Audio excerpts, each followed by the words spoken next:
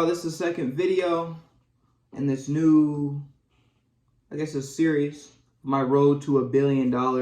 And yeah, so I guess I'll discuss some of the stuff that happened yesterday, some of the stuff I'm planning to do today, and some of the stuff I have planned to do for the future. So yesterday I had a bike come in, and it looks like a motorcycle. I'm gonna put some images of what it is. It looks like a motorcycle, but it's actually a moped.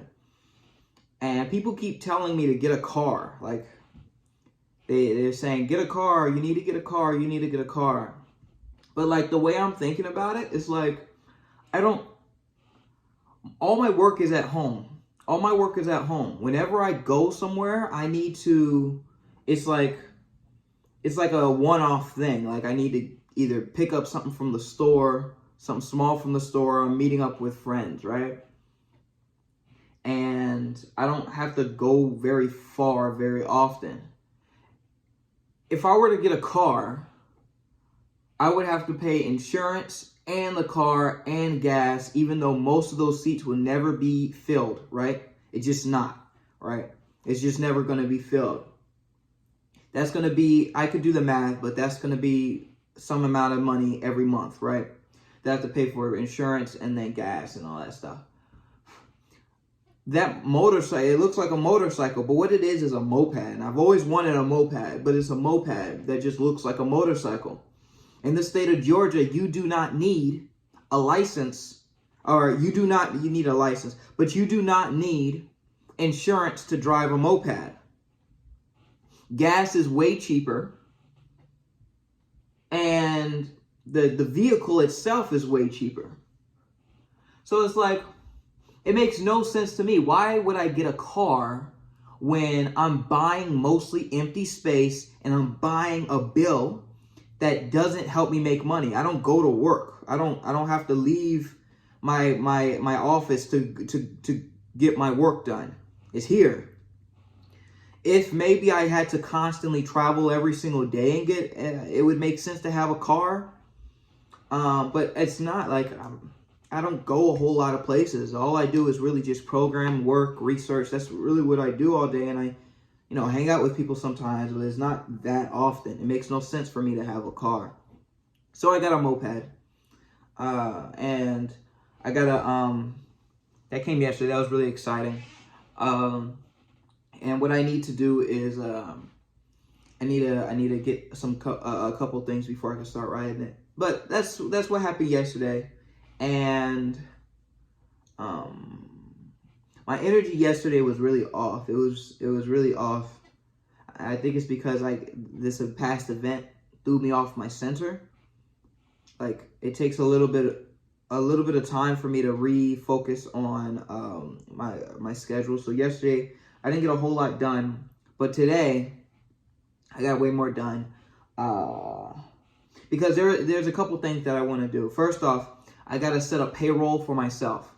So I have this business, and because I'm working on it full time, it is my main source of income. I have to pay for existence, right? So I got to pay myself. And I was talking to my lawyers about how I do that, right? So I was like, hey, could we get into a Zoom call, a Google Meet, so I can discuss exactly the legalities and what my options are for paying myself? Because apparently it's not as simple as just getting the money in your account and wiring it to your personal bank account. You got to pay taxes. There's a whole lot of other things. So I was in that meeting for maybe 30 minutes, gave me all my options. I can pay myself in bonuses at the end of the year.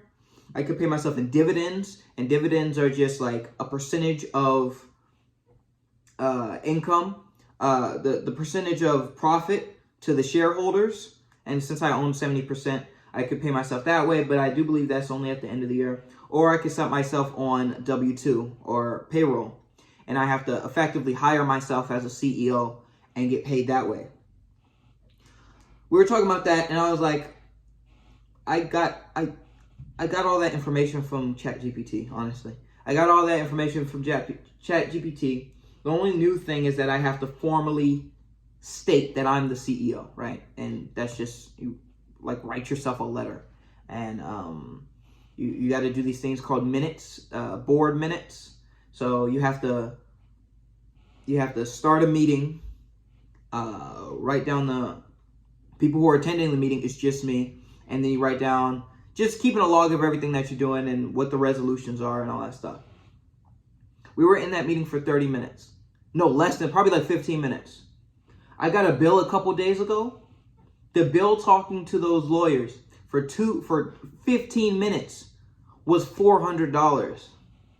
And most of the information I already knew.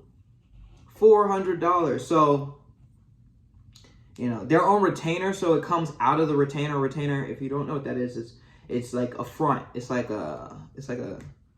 almost like a down payment kind of. It's like you give them this much money to get into the door, and the first couple purchases takes out from that little bit of money that you put in the original. So that's the retainer. So it's coming out of that, so it didn't come out of my pocket, but it's still like $400. Man. So I'm not asking them for anything else that's like I could get off of Google or Chat GPT, because no, sir.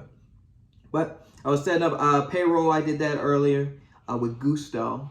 They did give me a good recommendation. Use Gusto to do payroll. And there's all this tax stuff that I got to learn.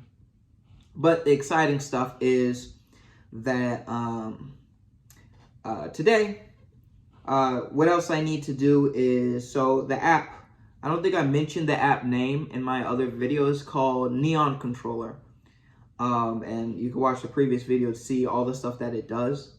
But it's called Neon Controller. And I have a Discord where I'm able to communicate with my users to see what they want, what's wrong with it, bug fixes, all those things. And that's my only way, that's the only way I communicate with my users, and only data that I collect off of my users.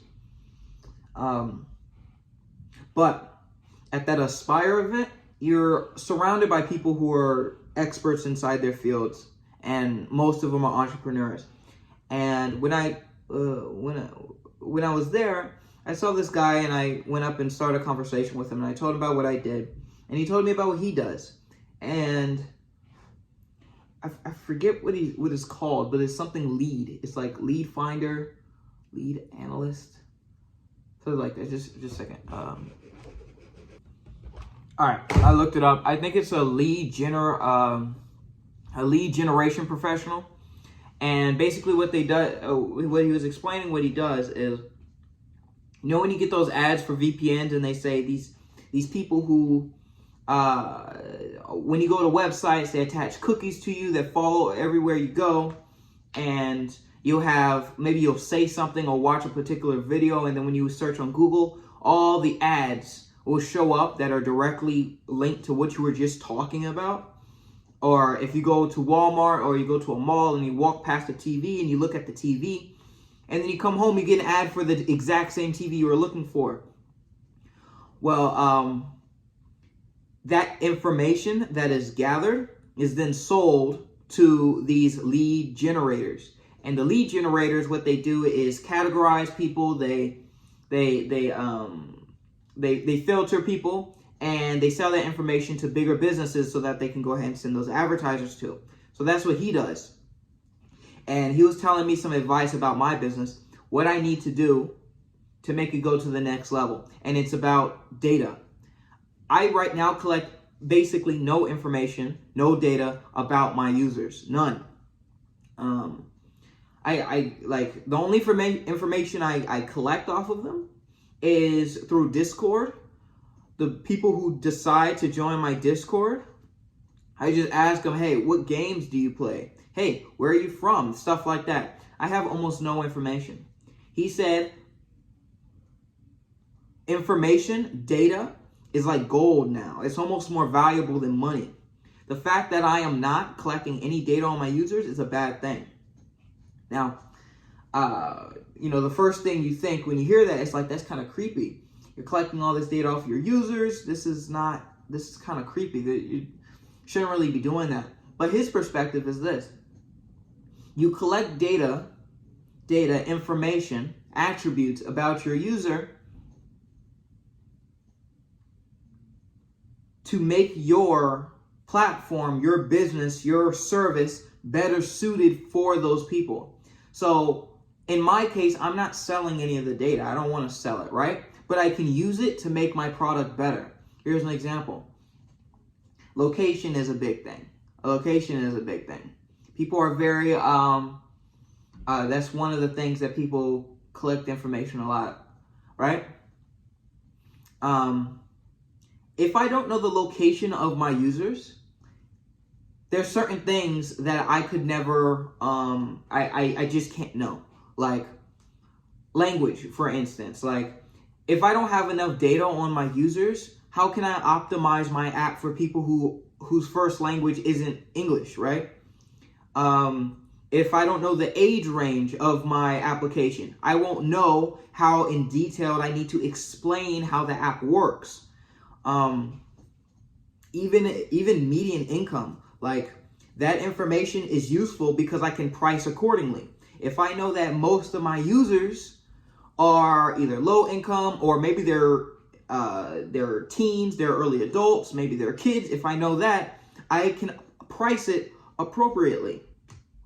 And also, I can link them with other services that will benefit them more. So it's a really interesting perspective. These people, of course, people who are profiting off of this will see it as a good thing, but it's really interesting perspective. People see like all these cookies and things that follow you all over the website as like a necessarily bad thing. It's like you don't want these things. But honestly, if you think about it, I don't want my ads to be non-targeted.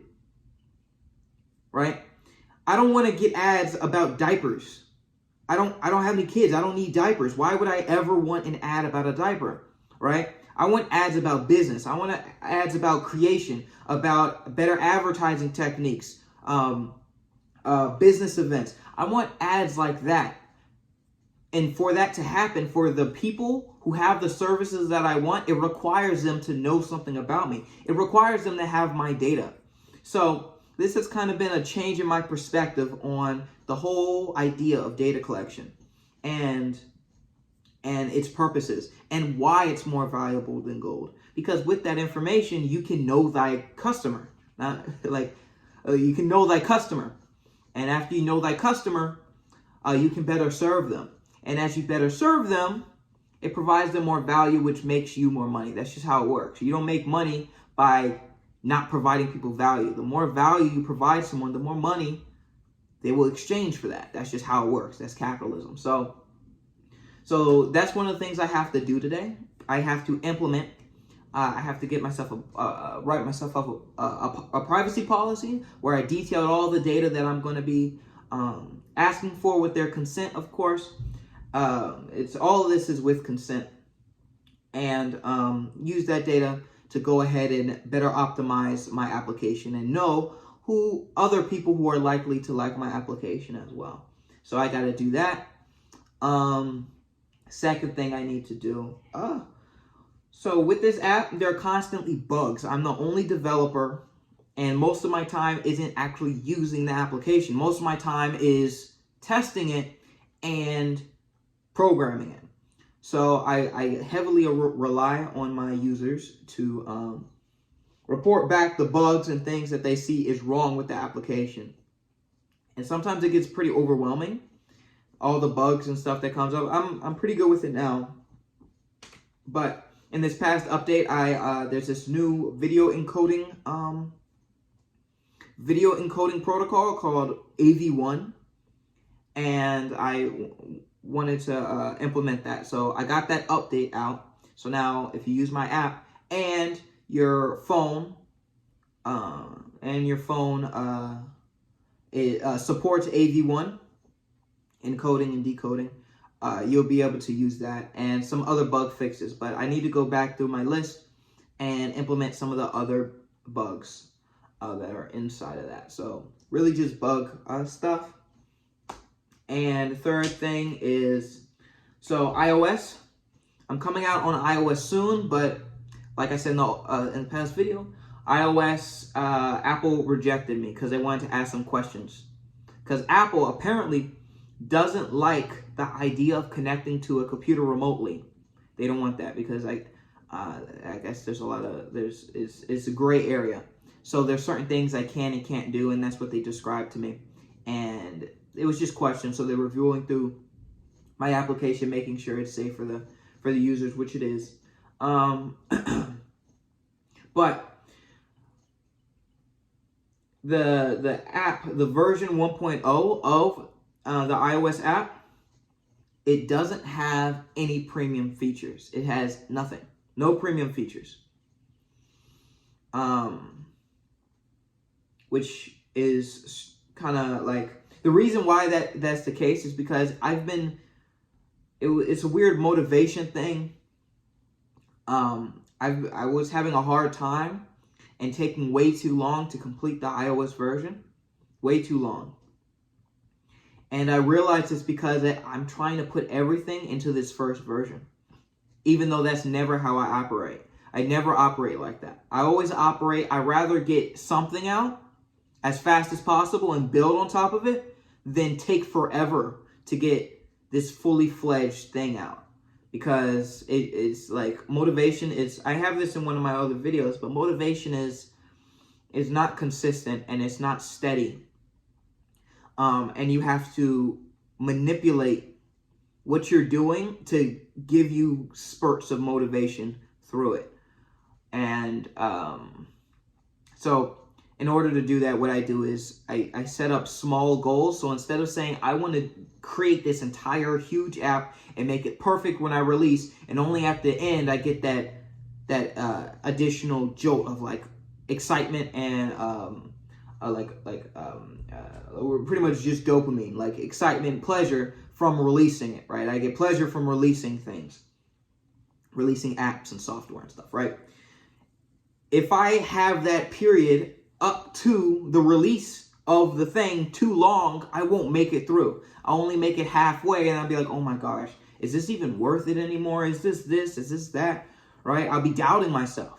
So as soon as I realized that I am not abiding by my own strategy, I said, okay, I'm going to release this one.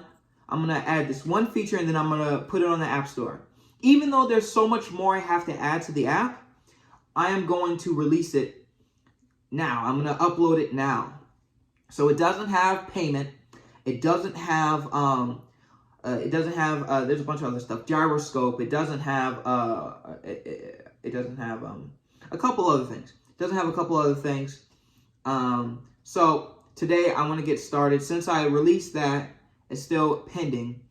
I'm gonna restart with adding in the rest of those features into the application. So, like I said, payment is the biggest thing. I make sure to get that premium subscription feature in there, and maybe one or let's just do one of the premium actual features into the application. So yeah, so that's what I have planned for today. Is there anything else? Right, other things. So the fourth thing, at that conference, they were talking about a strategy that the rich people do, right? He was talking about this guy named Andrew. I don't know his name, but this is his face. You see that? That's his face, right? Andrew, I forget his last name. He was talking about there's two categories of people. There's the contributors, and then there's the creators. The creators are the ones who you would traditionally say are the wealthy, the rich, right? And then you have the contributors, which is everyone else. So 1% over here, 99% over here. And he was talking about there's two rules and modes of operation in which they live and do their things with money. The contributors, right, this side, the 99% of people, they work, they make their money, which is fine, which is good. And then they put their money into a bucket, right? That's your checking account, that's your savings account, that's your whatever. And the game over here is to save as much money as possible, right? So after expenses, after you pay for your car, after you pay for this, after you pay for that, after you live, you kind of live as poor as you can, as poor as you can afford, because you want to save as much money. You want to keep this bucket as full as possible, right? But at the end of every month, chances are it's going down. Chances are it's going down, or it's not going as up as it possibly can. Most of your money disappears, right? After you get your check, right? How much goes to rent? How much goes to your car payment? How much goes to this? How much goes to that? How much goes to that? And when you're left, that's the little bit that you put in your bucket. That's the little bit that's yours. But at the bottom of this bucket is a secret. It's like a trap door. And that trap door is the thing that's taking on your money and bringing it over here to the creator side. When you pay for your mortgage, when you pay for your car, when you pay for your food, when you pay for all that stuff, it moves over here to the creators. Now, let's see how the creators make their money. This is what the Andrew guy was saying. The creators, what they do, their bucket is reinforced, right? Their bucket doesn't leak. It doesn't leak. They never lose their money, besides to maybe like taxes or something. How is that possible, right? How is that possible? What do they do? The side over here lives off of other people's money. They live off of debt. This is how I understand it. I'm paraphrasing everything, but this is how I understand it. They live off of debt. They construct a financial machine, a financial vehicle that makes it so that they can pay for all the things that they want using someone else's money, while their check, while their whatever, their income is safely inside of their treasure trove, right? Safely. And they never touch it. How do they do this? One of the strategies we were taught is that basically what they do is they pay for a life insurance policy. They pay for a life insurance. And life insurance, it's like if something really bad happens to you, you pay on something every single month. And then if something really bad happens to you, or when you die, the beneficiary gets this lump sum of money, right? It can be $1 million. It can be $5 million. I could get a $1 million life insurance policy. I can, right? I do that. From how I understand it, and if you understand some of this in the comments, you can educate me. But you take out this policy, you pay on that. That's your only real expense, right? You pay on that. And then you go to the bank, and then you say, I want to take out a loan. And then you set up the terms, and then you say, I want my collateral to be that life insurance policy. So now the bank is the beneficiary of the policy. So when you die, they will take the money, right? They will take the money that's theirs that you took out from the loan and the interest, right? They'll take it out of that, and you live off of that loan money. Now, what does this do? It makes it so that every sign, let's say you make $100,000 a year. Let's say you make $50,000 a year, whatever you make. When you make that $100,000 a year, your entire check goes into your treasure chest, right? Or to some high yield savings account, or just your portfolio. Maybe that's full of CDs or whatever high yield investment accounts, or in whatever, right? It goes into here, and maybe you're making 5% a year. The entire thing goes into here. All of it goes inside your investments, right? Making on average 5% a year, right? All of it. So year 1, 100,000. Year 2, 200,000. Year 3, 300,000. And you're making 5% always. So you have this insane, exponential graph. And you don't have to touch it because you're living off of this loan. You're living off of this loan from the bank. right? So your money stays yours always. You never touch it. Your money stays yours. So after 20 years, you could be making $50,000 a year. After 20 years, you're a millionaire. And it's going to be way more than $1 million. Why? Because it's in these high yield investments accounts, right? But you may be asking, like, what about the debt? What about you're living off of debt? How don't you have to repay that debt? Don't you have to do this? Don't you have to do that? Yeah, you have to repay it. But because the collateral is your life insurance policy, it's already paid unless you somehow rack up more debt than your life insurance policy can handle. It's already paid for. This is what he was saying. I got to look way more into it, and I kind of want to do it. I'm doing the things that I need to do to get this set up, but it sounds almost unbelievable. It's like, what about this debt over here? Like, don't you have to pay it off? Don't you have to do this? Well, you can set up the terms because you already have collateral. Your collateral is your life insurance policy. And because you're constantly, and that's one side, right? And on the other side, because your investment accounts is getting hundreds of thousands, 100,000, 200,000. Every single year, you're contributing as much as you make into this account, plus the interest, the compound interest over the years. Whatever this debt is, you're going to be able to pay. You're going to be able to pay that back, right? You're going to be able to pay even without the life insurance policy. You're going to be able to pay for it because you're not touching that money. You're saving that money and you're contributing to it every single year, plus that interest. So you could graph this if you want, but just to see the curve and see how much money you'll be making after a year, after 5 years, after 10 years, after 20 years. You could be working a very basic job that's not making a whole lot of money, but with this strategy, you can become a millionaire, right? And then your life insurance policy will pay off the debt.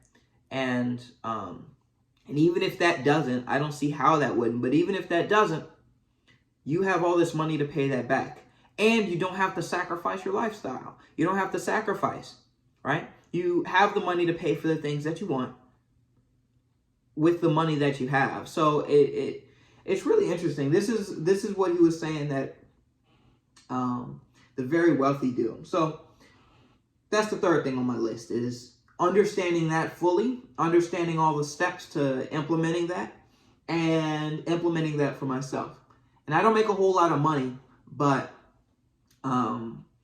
because I haven't even started paying myself, but that's my goal. So those are the 4 things that I have planned today for business.